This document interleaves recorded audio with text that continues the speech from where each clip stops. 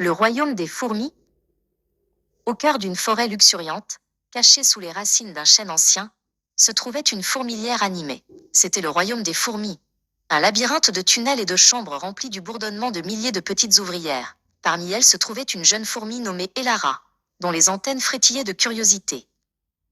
Elara n'était pas comme les autres fourmis. Alors que ses sœurs se contentaient de suivre les pistes odorantes et de transporter de la nourriture, Elara rêvait de ce qui se trouvait au-delà de leur territoire familier. Elle passait des heures à observer les autres créatures de la forêt, se demandant comment c'était de voler comme un oiseau, ou de ramper comme un serpent. Un jour, un cri d'alarme retentit dans la fourmilière. Une colonie de fourmis rouges rivales, menée par le redoutable général Inis, approchait. La panique s'empara du royaume, car les fourmis rouges étaient connues pour leur férocité et leur appétit insatiable. La reine des fourmis, une souveraine sage et âgée, rassembla son peuple. « Nous devons nous défendre, déclara-t-elle, sa voix résonnant dans la grande chambre. Mais nous ne pouvons pas les combattre seuls. Nous avons besoin d'alliés. » Et Lara, avec son esprit vif et son cœur courageux, se porta volontaire. « J'irai, dit-elle. Je trouverai de l'aide. » La reine, impressionnée par sa bravoure, accepta. Le voyage d'Elara fut périlleux.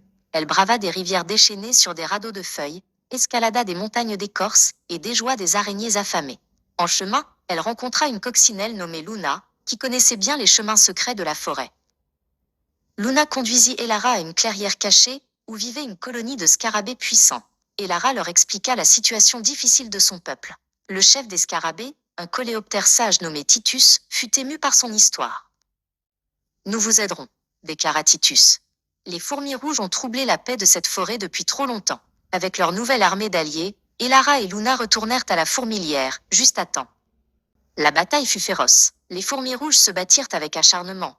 Mais elles ne purent résister à la force combinée des fourmis et des scarabées. Le général Inis, voyant son armée vaincue, battit en retraite.